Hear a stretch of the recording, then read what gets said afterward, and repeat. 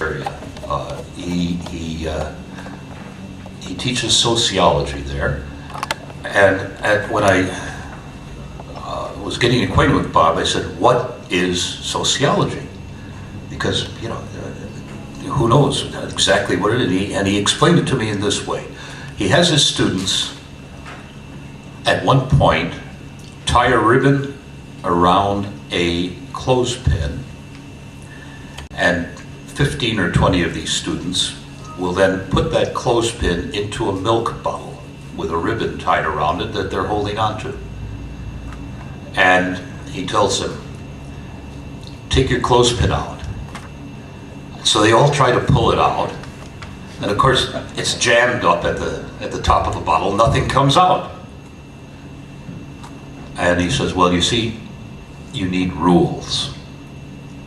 And that's how he described teaching sociology. And I found that very instructive. Bob's the inventor of a game, which you'll see at the back.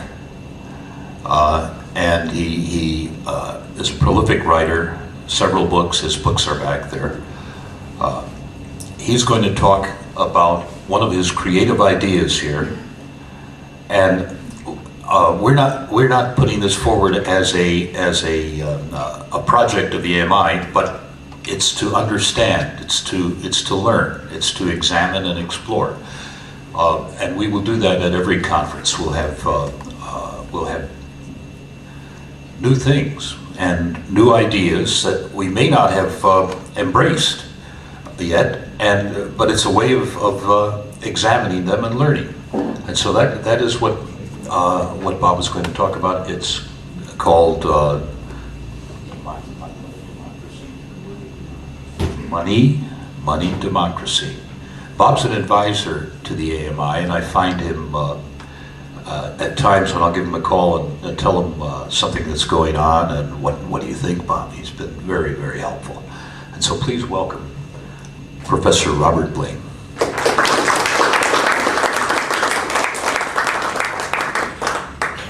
Thank you.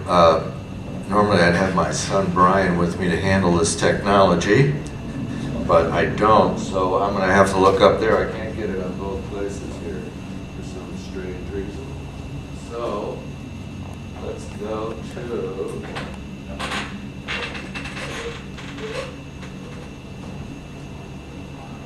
Money, Democracy.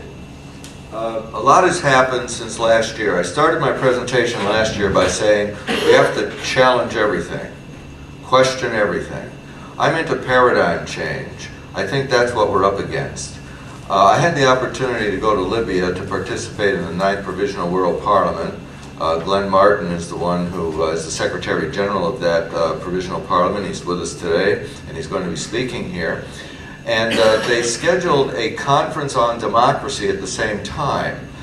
And I was invited to be one of the speakers there. So Libya believes they have direct democracy. So I started thinking about democracy.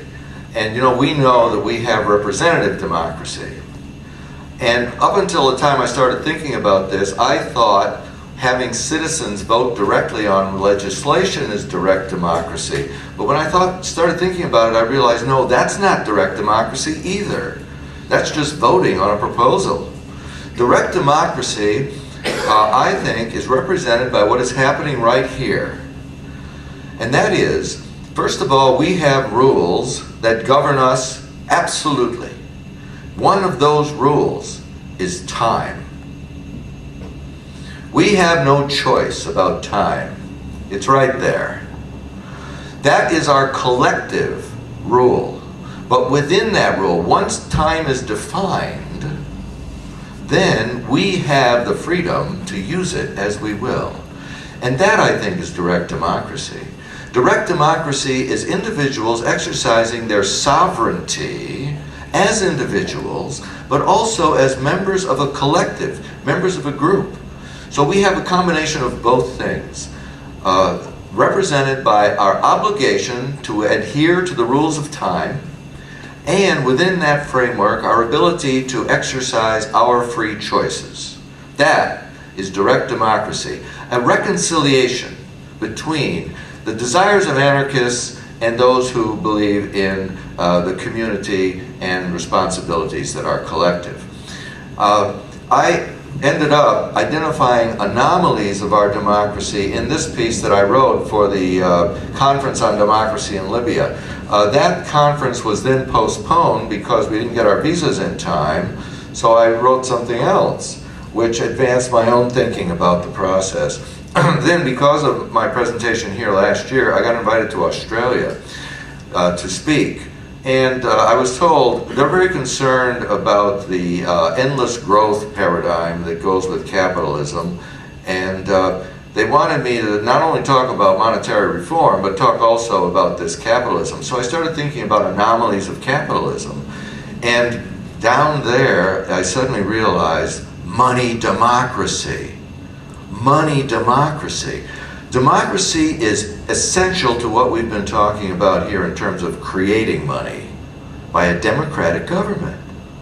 Bankers are not elected, so they can do whatever they please, and that's really one of the big problems that we have with bank-created money. They're not accountable to the general public, so we have no control over the rules that they're putting in place and any power that we have. But money democracy, to me, is based upon a new paradigm. It is a wedding of money with government. And that's what we need. So that's what I'm going to focus on here. Some of what I present here is a little bit of what I did last year, but most of it will be new.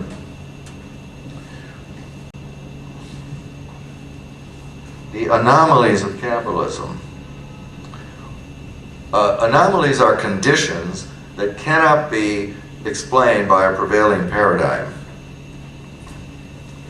They're discounted, they're explained away, they're ignored. Three of the many anomalies that I'm going to talk about here are, maybe I could just hold this and then I won't have to keep turning around. Scarcity and waste. Scarcity produces waste. Economics today is based upon the assumption of scarcity, but it's producing waste. The second one, what on earth is going on? Oops. Okay.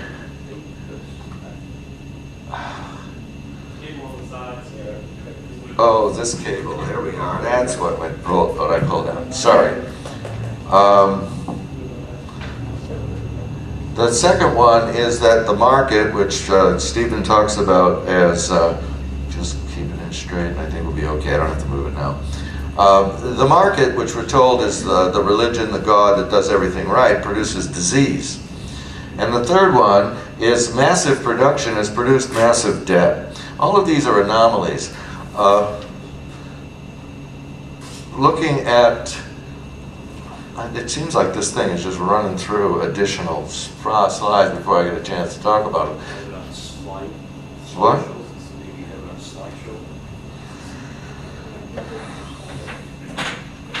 Let me see if I can do this a different way.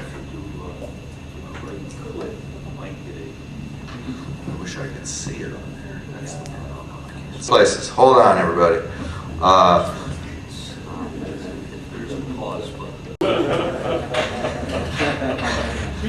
What does it do? I know. Why didn't I bring him? Oh well. I guess I have to go back to the thing I was doing before. I don't know why it's jumping around like this.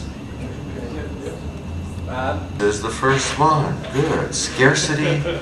Scarcity produces waste. This is a landfill on the Mississippi River bottoms. You can see the lineup of trailer trucks along the bottom of it. Those little dots on the top. That's heavy equipment for moving the trash. We call it a landfill, but you know these are popping up all over the country. They're as big as mountains. Scarcity, the assumption of economics as we know it, is producing waste. And it will produce the ultimate scarcity, which is our inability to maintain our standard of living because we've wasted all of our resources. Economics cannot explain this.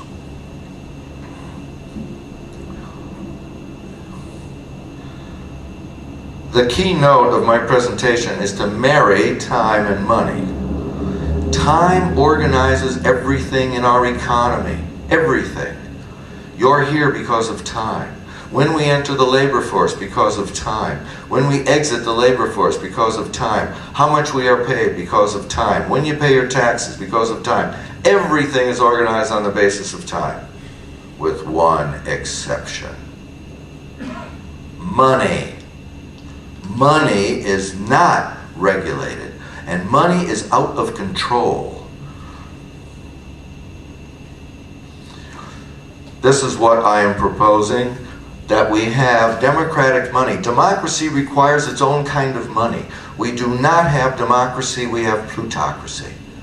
We're led to believe that representative democracy is democracy, but on the side, people are allowed to accumulate as much money as they want, and therefore they subvert democracy as much as they want. Democracy requires democratic money. That's what I'm getting at here. There's a fundamental design flaw in capitalism. It has no brakes. It knows not how to slow down or to stabilize. Instead, we're constantly told, oh, if we slow down, we're going to experience pain, we're going to have a depression, we're going to have a recession, we're going to have unemployment. That's the only answer that capitalism has to slowing down. It's always grow, grow, grow, grow. We must begin by recognizing gross domestic product does not represent product. It represents price. Price. And as such, our task is to reduce price. Reduce GDP. Certainly in a developed country. If we're talking about a country that doesn't have basic resources, then it makes sense to raise the price, which is to say to mobilize labor through the creation of money in order to do the things that need to be done to provide people what they need. But that ends when the things people need have been provided for. And then we need to stabilize GDP. Here is an example of the market producing disease. This is from Paul Samuelson, made himself rich on economics textbooks. Goods go where there are the most votes or dollars. A rich man's dog may receive the milk that a poor man's child needs to avoid rickets. Is this because auction markets are working badly? No. Auction markets are doing what they're designed to do, putting goods in the hands of those who can pay the most, who have the most money votes. Children get rickets and dogs get milk, and this is okay?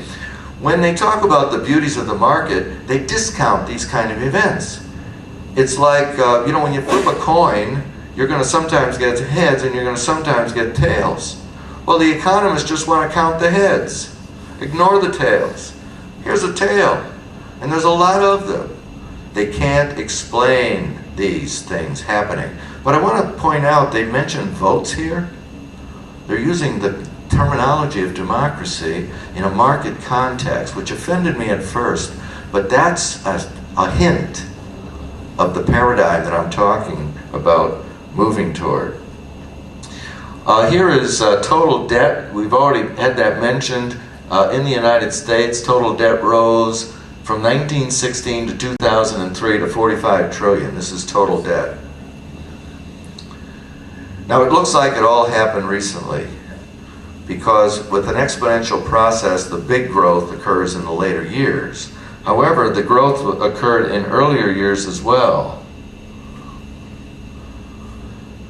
James Jackson of Georgia, First Congress of the United States, February 9th, 1790, warned against adoption of Alexander Hamilton's funding plan. He said, after citing the cases of Genoa, Venice, Spain, France, and England, he said, let us take warning by the errors of Europe and guard against the introduction of a system followed by calamities so general. Though our present debt be but a few millions, in the course of a single century it may be multiplied to an extent we dare not think of. There's a man who knew what he was talking about. A letter to the editor. Such injustice and oppression may be colored over with fine words, but there is a time coming when the pen of history will detect and expose the folly of the arguments in favor of the proposed system, as well as the iniquity, not the inequity, the iniquity, the evil. They were going to adopt a debt money system based upon the model of the Bank of England, and Alexander Hamilton was in favor of it. He was the director of the Bank of New York. And here were people in Congress, the first Congress, saying, don't do it. The pen of history. If you take the debt of the country in 1790, $75 million, and you increase it at a compounding rate of 6%, you generate that red line. This is logarithm paper. A constant rate of increase produces a straight line. If you look at actual debt, that's the blue line, which is looking pretty much like a straight line. When you plot it on regular paper, it looks like a big explosion. What this is saying is the root of the growth of debt is just as was said. You are looking at the pen of history. I love that analogy that the farmer used in his letter, the pen of history. The root exists in 1790. It wasn't the Federal Reserve. The Federal Reserve consolidated the banks so they could all work together to manage this huge debt that was exploding. But the root of it was back there in 1790. The debt anomaly, this is from the Federal Reserve Bank of Chicago in 1963. Yet periods of prosperity have been times of rapid increase in overall indebtedness, and periods of severe depression have been accompanied by debt reduction. This is an anomaly. When are you going to pay your debt if you don't pay it in times of prosperity? Here we're being told we have to have the debt increase in order to have prosperity. Another anomaly I'll just mention is, the economists say that when the federal government goes in debt, it drives up interest rates. No, it doesn't. The evidence is against that. It's not doing that. When the federal government goes into debt, it creates more money. But the economists don't address that problem because they have no explanation for it. It's not supposed to happen that way. Government issued money. Here's what I think our balance sheet should look like. The U.S. Treasury should indeed be a treasury. And as President Truman liked to say, the buck stops here. Well, here the buck starts here. It should start with the federal government. And the issuance of money is the mobilization of labor, as Ken Palmerton was saying. We put it out there and it gets people to do the necessary work when we have the need, the materials, and the labor available. And then on the treasury side, we would record the things that are being done, as Ken Bonsack has been arguing for years, and Stephen certainly supports that. When we authorize sufficient money to mobilize the labor necessary to do the work, we then record the treasures that have been produced. And this is what we need as our accounting system at the national level. Now I'm proposing gross domestic product divided by total hours worked, which comes to about $40 an hour, and I need to explain what that's all about. Beyond capitalism, see, capitalism, the alternative to capitalism is not socialism. Capitalism is operating with a money system that is undeveloped, arrested development, I'd like to say. Money has been arrested in its development. And capitalism is using that form of money. We need to raise the level of money's development. So if we look at the capitalist paradigm, it is based upon scarcity, therefore competition. If there's not enough, we have to fight each other over it. And therefore, we have winners and losers. The alternative paradigm is one based on, cooperation is the name of it, but it's based on entropy. Entropy is the second law of thermodynamics. It refers to unavailable energy. It refers to general decay, disintegration, decline. Entropy is rising in everybody in this room at this time because we're all using our energy to power our bodies and to participate in this conference. Entropy is increasing. There will come a time soon when we will have to take on some food in order to restore the energy necessary to our bodies. That is fundamental to human life. It is fundamental to everything. It is a law of the universe. Entropy. We counteract entropy by work. That is cooperation. We work together. Now, in the process of working, we create entropy. Because we're working, we're using energy. The challenge is to cooperate efficiently and effectively. That is together. The result is we can all be winners. No children with rickets, my God. Imagine being able to accept such a thing. The 3 rules of cooperation. First is communicate. The second is specialize. And the third is reciprocate. When I was in Libya, every now and then I had a conversation with an economist. He would throw these little bombshells at me, like little snide remarks. And at one point he said to me, "You are simple-minded with good intentions." I said, exactly. He had it right on. These are the rules. These are the rules. Now, the media by which we communicate. The first one is speech. Speech allows us to convey large volumes of information but only short distances. What is happening right here? Okay, I'm not only using words and grammar, but I'm using body language, and you can see what I'm doing and how I'm saying the words and all that sort of thing. However, if you were to repeat anything from here to somebody else, there'd be a tremendous loss of information. You could repeat only a small amount. So speech is best for short distance face-to-face communication. And that's why it's used in small groups that are working. Writing encodes less information, but it travels longer distances. That is, if we were to write down everything, like if Ken Palmerton were to write that book, it wouldn't have the same dynamic quality of Ken standing in front of us and telling us the story as he did. However, it would be durable, and it could be passed along. It could be sent longer distances. However, even over these longer distances, there's points where information is lost as it is relayed. That is communication entropy. The third kind is numbers, and I'm using metric measurements. They convey the least information the longest distances because they're just measurements. What's the length of the room? That's a very limited amount of information about the room.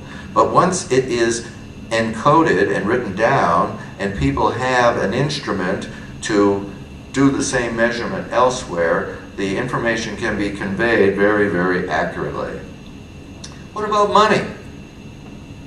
Money's a medium of communication. It's printed, it has numbers, it has words. What about inflation? Inflation is the loss of value. No, it's the loss of information. This is entropy. Money belongs in this pattern. Money is a medium of communication. Measurement. Measurement is one of mankind's oldest and most practical activities. It is, in fact, an essential tool for survival. It is often said that what can't be measured can't be managed. This is from a 2005 book, The Measurement of Everything. Now, if money isn't measuring properly, it can't be managed. And that's our problem. We cannot manage money because it isn't operating as a measure. In Baden, Germany in 1550, there are 112 different measures of length, 92 different square measures, 65 different drive measures, and 80 different pound weights. You couldn't have large-scale cooperation in that situation. Worse than no measure, wrong measures, mistakes. Money has no common denominator.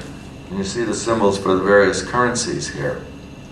Therefore, there cannot be accurate communication among specialists and achieve reciprocity. We can't achieve those 3 simple rules of cooperation. Communicate among specialists and achieve reciprocity, which is you get back what you put in. Metric standards, a way to measure, have observable quantities for their common denominators. You can see the length of a meter. You can put a weight on a scale. You can watch a column on a thermometer. They all have observable quantities. Monies have only words, dollar, peso, etc. Metric units are accurate because they have objective quantities. Money needs an objective unit, a common denominator, in order to communicate reciprocity among all specialists. So the question is, what objective quantity is common to all occupations? Time. Time is the only thing. Now, I expect some people will object to what I'm proposing here. Fine. Tell me what the common denominator is if it isn't time. What is it? Work time is the common denominator. On the hour as the money unit, you've already heard Ithaca hours spoken of. Many local currencies use work time for prices and for wages. And it's been working. Ithaca hours. My own work, the Most Wealth, the Least Work through Cooperation, I brought a few copies of it. It talks about this whole idea and the paradigm on which it's based in more conversational style. The Weaving Golden Threads is the paradigm in a more technical way, based upon the assembly of concepts from various social sciences. And I have a Money Democracy handout. And those are free, as are these green copies. And if we run out of them, if you want me to send them to you, just let me know. The Provisional World Parliament, the 8th Provisional World Parliament in 2004, adopted an hour of work as the world currency unit. This is a picture of the Constitution for the Federation of Earth, which I'm sure Glenn Martin will tell you more about. They've already adopted the hour, and they already have in their Constitution the provision that the world government will issue currency. That will be its function, along with other things. What is interesting about the conversation that happened just a few minutes ago about local currencies, hey, the United States dollar is a local currency. We're only one of 200 nations. Now it's serving an international purpose, but it's serving it badly. You know, so much of the dollar is out there working its havoc. Currency exchange rates per dollar as of June 23rd. Look at these: the Argentine peso, the Australia dollar, the Bahama dollar, Brazil real, Canadian dollar, carried to 4 decimal places. You're supposed to be impressed with that. But, you know, it's just a fiction based upon the magic of the market.